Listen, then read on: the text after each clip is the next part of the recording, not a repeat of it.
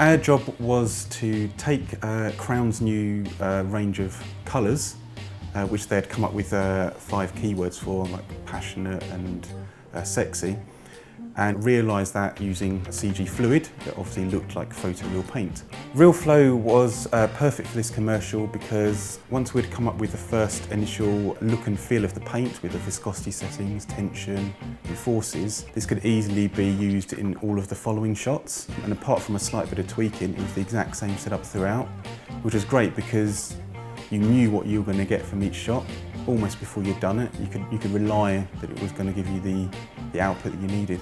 One of the biggest challenges was probably bringing the whole piece together. Initially there were 5 keywords which were treated as separate RealFlow scenes, but as the edit went along and as naturally as these things do, when the scenes got cut together, they felt very separated. There was no sort of continuity and it needed to be a lot more seamless. So the challenge became that we had to join these scenes together.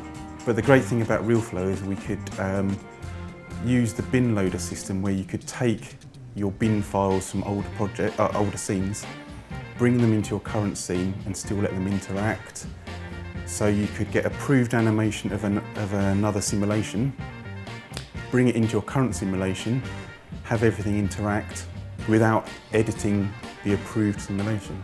The individual look for the paint, it's quite an interesting one because at the beginning the client obviously wanted realistic paint, but when you actually look at realistic paint, it doesn't move how you may want it to in a commercial.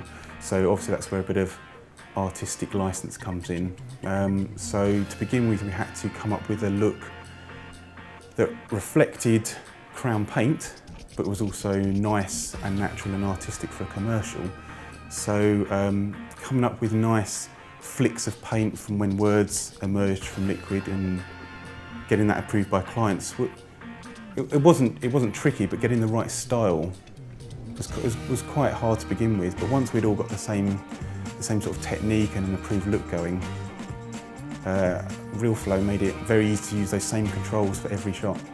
Maxwell, we used that as our renderer, the sole renderer for this project. Again, we used the RealFlow render kit where we could just simulate all of our particles in RealFlow, load them into our 3D application, Softimage, and without knowing it, it all gets meshed at render time, saving a massive bottleneck. Maxwell was perfect for the shader setup, making nice, rich, paint-like materials. The lighting was great, just setting up white cars like you would in a studio environment, getting your highlights correct, bang, done.